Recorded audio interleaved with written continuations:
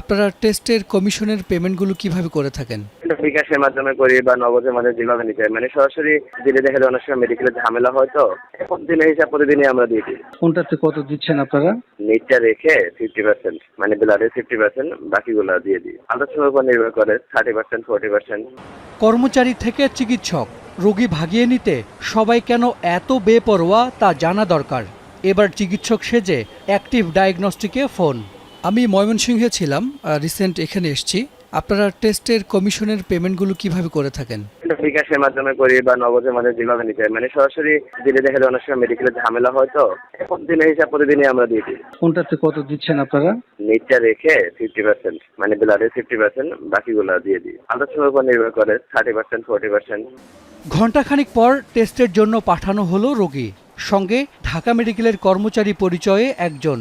পরীক্ষা শেষে দেয়া হলো তার রোগীর বিল থেকে 50% কমিশন। ঢাকা মেডিকেল থেকে একজন রোগীকে ভাগিয়ে এই বেসরকারি ডায়াগনস্টিক সেন্টারে আনবার পরে পরীক্ষা এবং সঙ্গে সঙ্গে দালালির কমিশনও পাওয়া গেল। দালালির এই ব্যবসা তো মন্দ না।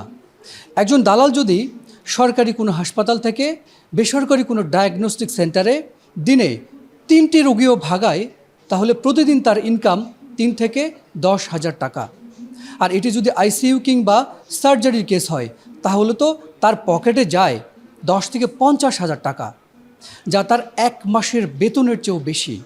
অর্থাৎ ভাগিয়ে নেওয়া রোগীর জটিলতা অনুযায়ী দেয়া হয় কমিশন।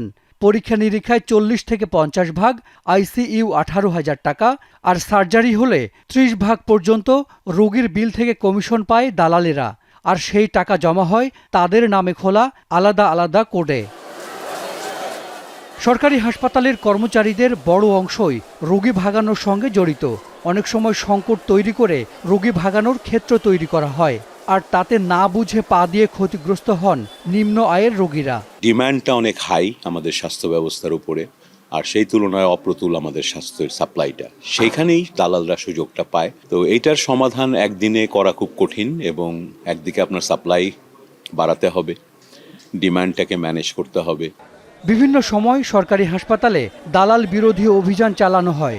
এতে ধরা হয় বাইরের দালালদের, আর ধরা ছোঁয়ার বাইরে থেকে যায় হাসপাতালের ভেতরের দালালেরা।